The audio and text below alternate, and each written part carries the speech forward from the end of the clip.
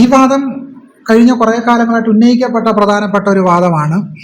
പക്ഷേ ഗുരു ഒരുപാട് പോയിന്റുകൾ ഈ ചോദ്യത്തിൽ ഉന്നയിക്കപ്പെട്ടിട്ടുണ്ട്. ഓരോന്നോരോന്നായിട്ട് അഡ്രസ്സ് ചെയ്യേണ്ടതായിട്ട്. ഒന്ന്, ഗുരു അദ്വൈതവാദിയാണ് ശങ്കരനെ പോലെ എന്നുള്ള വാദം തീർത്തും തെറ്റാണ്.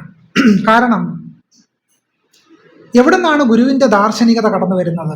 അത് ശങ്കരാചാര്യനിൽ നിന്നല്ല കടന്നു വരുന്നത്. കാരണം തമിഴകത്ത് ഒരു തനതായ ശൈവ മോണിസം നിലനിന്നിരുന്നു. ശൈവ ഏകാത്മകത എന്ന് പറയുന്ന ഒരു പാരമ്പര്യം തമിഴകത്ത് നിലനിന്നിരുന്നു. ശങ്കരന് തെറ്റുപറ്റി എന്ന് ഗുരു 3 തവണ പറയുന്നുണ്ട്. ശങ്കരൻ ജാതി കൊണ്ട് പറന്നു എന്ന് നാരായണ ഗുരുസ്വാമികൾ പറയുന്നുണ്ട്. ശങ്കരനെ പോലെ ബ്രഹ്മസത്യം ജഗന്മിഥ്യ എന്ന വാദത്തെ ഗുരു അംഗീകരിച്ചിരുന്നില്ല. ജനനി നവരത്ന മഞ്ജരിയിൽ ഗുരുസ്വാമികൾ എല്ലാം ഉള്ളത് തന്നെ എന്ന് രേഖപ്പെടുത്തി. ഈ പ്രപഞ്ചം ഉള്ളതാണ് എന്ന് ഗുരു പറയുന്നുണ്ട്. ഈ പ്രപഞ്ചം ഇല്ലാത്തതാണ്, പ്രപഞ്ചം മായയാണ് എന്ന വാദത്തെ ഗുരുസ്വാമികൾ അംഗീകരിച്ചില്ല. ഞാൻ പറഞ്ഞു വരട്ടെ, എന്നെ പറയാൻ അനുവദിക്കണം. അപ്പൊ ഇതിന്റെ വാദം അദ്വൈതം എന്ന് പറയുന്ന സങ്കല്പം ആ അർത്ഥത്തിൽ പൂർണ്ണമായിട്ടും ഗുരു സ്വീകരിച്ചിരുന്നില്ല. ബ്രാഹ്മണ്യത്തിന്റെ അദ്വൈത വേദ ഭാവനകളെ അല്ല ഗുരുസ്വാമികൾ പിൻപറ്റി. നമുക്ക് വേണമെങ്കിൽ ഗുരുവിനെ സോഫ്റ്റ് ഹിന്ദുത്വം എന്നൊക്കെ പറഞ്ഞ് വേണമെങ്കിൽ അങ്ങോട്ട് ഉപേക്ഷിച്ച് കളയാവുന്നവർ. അങ്ങനെ ഉപേക്ഷിക്കുന്നതിൽ എനിക്ക് വിരോധമൊന്നുമില്ല. നമുക്ക് വേണമെങ്കിൽ തീർത്ത് ഉപേക്ഷിക്കാം. അങ്ങനെ ഉപേക്ഷിക്കുന്നവർക്ക് ഉപേക്ഷിക്കാവുന്ന അഭിപ്രായം എനിക്കുള്ളൂ. ഞാനങ്ങനെ ഉപേക്ഷിക്കുന്ന ഒരാളല്ല. കാരണം ഗുരു തന്നെ പറയുന്നൊരു 25 സംഭാഷണത്തിലും അതുപോലെ തന്നെ സഹോദരൻ അയ്യപ്പനുള്ള സംഭാഷണത്തിലും പറയുന്നുണ്ട്. യുക്തിവാദത്തെ സംബന്ധിച്ചാണ് ആ ചോദ്യം. അപ്പോൾ പറയുന്നത്, വിശ്വാസികളായ ധാരാളം മനുഷ്യരുണ്ടല്ലോ, എന്തായാലും യുക്തിവാദികൾ ഈ വിശ്വാസികളുടെ എണ്ണത്തിലൊന്നും വരില്ല. വിശ്വാസികളാണ് കൂടുതൽ. ഗുരു അഭിസംബോധന ചെയ്ത് വിശ്വാസികളെയാ.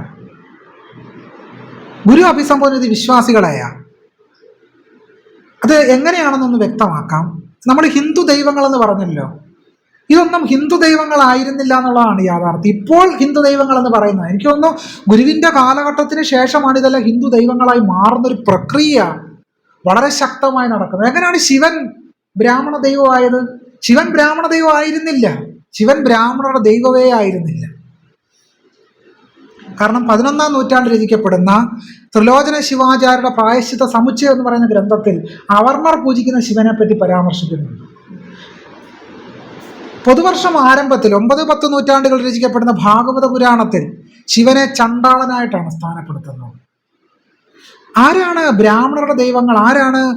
ആരൊക്കെയാണ് ഇന്ത്യയിലെ അവർണരുടെ ദൈവങ്ങൾ? ഇന്ന് ബ്രാഹ്മണ മതം കൊണ്ടു നടക്കുന്ന ഭൂരിഭാഗം ദൈവങ്ങളും അവർണരുടെ ദൈവങ്ങളാണ്. മുരുകൻ അവർണരുടെ ദൈവമാണ്. തമിഴകത്ത് വളരെ കാര്യക്ഷമമായിട്ട് സാധാരണക്കാരുടെ ഇടയിൽ നിലനിന്നൊരു ദൈവമായിരുന്നു മുരുകൻ എന്ന് പറയുന്നത്. ഈ മുരുകനെ ബ്രാഹ്മണ്യം എങ്ങനെയാ സ്വാംശീകരിച്ചത്? മുരുകനെ സ്കന്ദനാക്കിയാ സ്വാംശീകരിച്ചത്. സ്ത്രീ ദേവതകൾ ഉണ്ടായിരുന്നു, ശക്തമായ സ്ത്രീ ദേവതകൾ. ഈ സ്ത്രീ ദൈവങ്ങളെല്ലാം ബ്രാഹ്മണ ദൈവങ്ങൾ സ്വാംശീകരിച്ച് എങ്ങനെയാ? ഈ സ്ത്രീ ദൈവങ്ങളെല്ലാം ബ്രാഹ്മണ പുരുഷ ദൈവങ്ങളെ കൊണ്ട് കല്യാണം കഴിപ്പിച്ച് സ്വാംശീകരിച്ചു. ഈ പ്രക്രിയ ഇങ്ങനെ നടന്നുകൊണ്ടിരിക്കുക. ഗുരുവിന് ശേഷം ഈ പ്രക്രിയ കൂടുതൽ ശക്തമായി. അതെങ്ങനെയാണ് ശക്തമായത്? ദേവപ്രശ്നം എന്ന പരിപാടിയിലൂടെയാണ് ഈ പ്രശ്നം ഇപ്പോൾ കൂടുതൽ ശക്തമായിക്കൊണ്ടിരിക്കുന്നത്. ആ നിലയ്ക്ക് നോക്കിയാൽ അപ്പോൾ പക്ഷേ ഈ സോഫ്റ്റ് ഹിന്ദുത്വം എന്നുള്ള വാക്ക് ഉപയോഗിക്കുന്നത് കുറച്ച് സൂക്ഷിച്ച് വേണം. ഗുരു അങ്ങനെ സോഫ്റ്റ് ഹിന്ദുത്വം. എന്താണ് ഹിന്ദുത്വം? ഹിന്ദുത്വം അടിസ്ഥാനപരമായി വിദ്വേഷത്തിലും പരസ്പരം അകറ്റി നിർത്തലുമാണ് ഹിന്ദുത്വം കൂടിയിരിക്കുന്നത്. അത് സോഫ്റ്റ് ആയാലും കൊള്ളാം, അത് കഠിനമാണെങ്കിലും കൊള്ളാം. ഹിന്ദുത്വം എന്ന് പറയുന്ന ആശയം അടിസ്ഥാനപരമായിട്ട് പരസ്പര പ്രവർജകമാണ്. മനുഷ്യരെ അകറ്റി നിർത്തുന്ന ആശയമാണ് ഹിന്ദുത്വം. ആ നിലയ്ക്ക് നോക്കിയാൽ ഗുരു ഒരിടത്തും മനുഷ്യരെ അകറ്റുന്ന ഒരു ഹിന്ദുത്വ ഐഡിയോളജി എന്ന് പറഞ്ഞാൽ എന്താണ്? വെറുപ്പിൻ്റെയും വിദ്വേഷത്തിൻ്റെയും ഹീനമായ വ്യവസ്ഥയാണ് ഹിന്ദുത്വം എന്ന് പറയുന്നത്. അപ്പൊ സോഫ്റ്റ് ഹിന്ദുത്വമാണ് ഗുരു പറയുന്നതെന്ന് പറഞ്ഞതിൻ്റെ അർത്ഥം എന്താ? ഗുരു വിദ്വേഷത്തിന് വിത്തുകൾ മുളപ്പിച്ചു എന്നാണ് നമ്മൾ അറിഞ്ഞോ അറിയാതെ നമ്മൾ പറഞ്ഞു വെക്കുന്നത്. ഗുരു അങ്ങനെ ജീവിച്ച ഒരാളല്ലല്ലോ. ഗുരു അങ്ങനെ ജീവിച്ച ഒരാളെ അല്ല. തീർച്ചയായിട്ടും സഹോദരൻ അയ്യപ്പൻ പറയുന്നുണ്ട് ഗുരു പരിണാമിയായിരുന്നു എന്ന് പറയുന്നുണ്ട്. സ്വാനുഭൂതി ദശകം എഴുതിയതിനെ പറ്റി പിൽക്കാലത്ത് ഒരു ശിഷ്യൻ ചോദിക്കുമ്പോൾ ഗുരു പറയുന്നത്, അത് എഴുതിയ ആൾ ഇപ്പോഴില്ലല്ലോ എന്നാണ് ഗുരു പറയുന്നത്.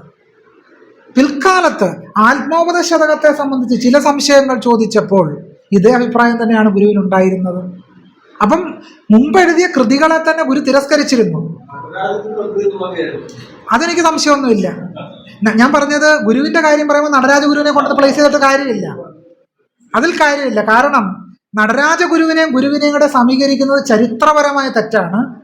നടരാജഗുരു അടിസ്ഥാനപരമായ അദ്വൈത വേദാന്തി മാത്രമായിരുന്നില്ല, നടരാജഗുരുവും നിത്യചൈതന്യയതിയും ഭഗവത്ഗീത ഉപാസകരും ചാതുർവർണ്ണ ന്യായീകരണത്തിന്റെ വക്താക്കളുമായിരുന്നു. അതുകൊണ്ട് നടരാജഗുരു സമം നാരായണ ഗുരു എന്ന് പറഞ്ഞാൽ പ്രശ്നമാണ്. തന്നെയല്ല, ഗീത ഉപദേശിച്ച കൃഷ്ണൻ പിന്നീട് ദുഃഖിച്ചിരിക്കാമെന്ന് നടരാജഗുരുവിനോട് പറഞ്ഞ ആളാണ് നാരായണ ഗുരു. ഗീത ഉപദേശിച്ച കൃഷ്ണൻ പിന്നീട് ദുഃഖിച്ചിരിക്കാം. ഇത് കേട്ടിട്ട് നടരാജഗുരു ഗീതയെ വ്യാഖ്യാനിക്കുന്നത് നിർത്തിയില്ല കേട്ടോ. അദ്ദേഹത്തിന്റെ ഗീതാ വ്യാഖ്യാനം ഇപ്പോഴും നമ്മുടെ മുമ്പിലുണ്ട്. അതിനകത്ത് ചാതുർവർണ്ണത്തെ അസലായിട്ട് ന്യായീകരിച്ചിട്ടുണ്ട്. അതുകൊണ്ട് നമ്മൾ നടരാജഗുരു നിത്യചൈതന്യയതി സമം നാരായണ ഗുരു എന്ന് പറയുന്നതിനോട് ചരിത്രപരമായി അതിന് വേരുകളൊന്നുമില്ല, തെറ്റാണ്. ഈ പറഞ്ഞ രീതിയിൽ ആദ്യകാലത്ത് ഗുരു സ്തോത്രകൃതി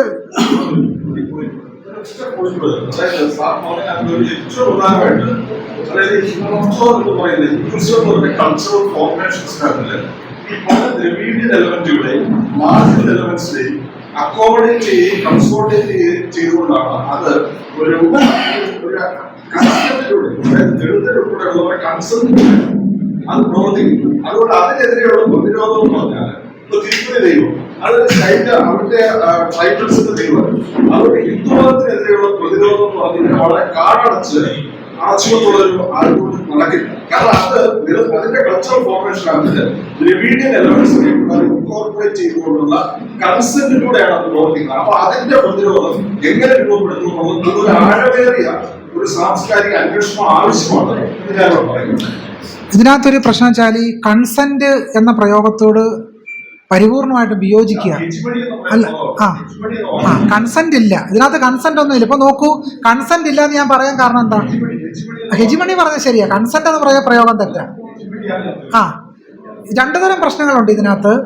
ചരിത്ര പണ്ഡിതയായി വിജയ്നാഥ് വളരെ മുമ്പ് തന്നെ പറഞ്ഞിട്ടുണ്ട്, ബ്രാഹ്മണിക്കൽ അക്കൾച്ചറേഷൻ എന്ന് പറഞ്ഞ പ്രോസസ്, ബ്രാഹ്മണ്യ സ്വാംശീകരണം. ബ്രാഹ്മണ്യം ഇതിനെല്ലാം സ്വാംശീകരിക്കുന്നുണ്ട്. മറ്റൊരു പ്രശ്നം നമുക്ക് പുരോഗമനകാരികൾക്ക് ഉൾപ്പെടെയുള്ള ഒരു പ്രശ്നമാണ് ഹിന്ദുയിസം എന്ന് പറഞ്ഞ കൾച്ചറൽ ഫോർമേഷൻ. ലിക്വിഡേറ്റ് ഹിന്ദുയിസം എന്നാണ് സഹോദരൻ പറഞ്ഞത്. ഹിന്ദുയിസത്തിന്റെ മറ്റൊരു പേരാണ് ഹിന്ദുത്വം. ഹിന്ദുയിസത്തിന്റെ മറ്റൊരു പേരാണ് ഹിന്ദുത്വം. അല്ല, ഹിന്ദുയിസം ചക്കര, ഹിന്ദുത്വം വിഷം. അങ്ങനില്ല. ഹിന്ദുയിസം സമം ഹിന്ദുത്വം, രണ്ടും ഒന്ന് തന്നെ. പക്ഷെ നമ്മുടെ ഒരാൾക്ക് ഇപ്പോഴും സംശയമാണ്. സഹോദരനേപ്പന് ഒരു സംശയം ഉണ്ടായിരുന്നില്ല. സഹോദരനേപ്പൻ പറഞ്ഞ എന്താണ്? ലിക്വിഡേറ്റ് ഹിന്ദുയിസം, ഹിന്ദുയിസത്തെ സമാപ്തീകരിക്കണം, ഹിന്ദുയിസം തന്നെയാണ് ജാതി വ്യവസ്ഥ എന്ന് സഹോദരനേപ്പന് വളരെ കൃത്യമായ നിലപാടുണ്ടായിരുന്നു. ജാതി വ്യവസ്ഥയുടെ അടിവേര് കിടക്കുന്ന എവിടാണ്? ഹിന്ദുയിസത്തിലാണ്. അതുകൊണ്ടാണ് സഹോദരനേപ്പൻ പറഞ്ഞത് എന്ത്? ഇത് തകർക്കണമെന്ന്. ഇനി രണ്ടാമത്തെ പ്രശ്നം, ഇതിനെ എങ്ങനെ പ്രതിരോധിക്കും? ഈ പ്രതിരോധിക്കുന്നതിലാണല്ലോ പ്രശ്നം.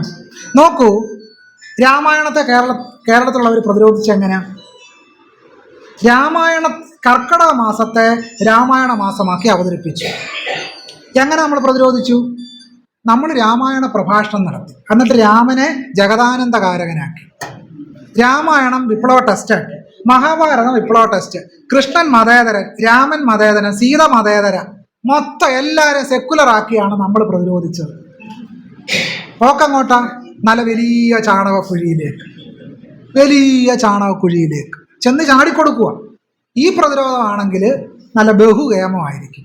അപ്പൊ കൃഷ്ണനെ മതേതരവൽക്കരിച്ചതുകൊണ്ടോ രാമനെ ജഗദാനന്ദകാരകനാക്കിയോ ഹനുമാനെ സെക്കുലറൈസ് ചെയ്താലൊന്നും പ്രതിരോധമാകത്തില്ല. പ്രതിരോധം എന്താണ്? പ്രതിരോധം ഡോക്ടർ ബി ആർ അംബേദ്കർ പറഞ്ഞത് തന്നെയാണ്. എന്താണ് അംബേദ്കർ പറഞ്ഞത്? ഏതൊരു യുക്തിയും നിഷേധിക്കുന്ന, ധാർമ്മികതയുടെ ഏതൊരു ഭാഗവും നിഷേധിക്കുന്ന വേദങ്ങളും ശാസ്ത്രങ്ങളും ഡൈനാമിറ്റ് വെച്ച് തകർക്കണം. ആ പരിപാടി ഇവിടെ നടന്നെന്ന് ഞാൻ വിചാരിക്കുന്നു. ഇത്തരം പരിപാടികളിലൂടെ മാത്രമേ നമുക്ക് സാംസ്കാരിക പ്രതിരോധം സാധ്യമാകത്തുള്ളൂ.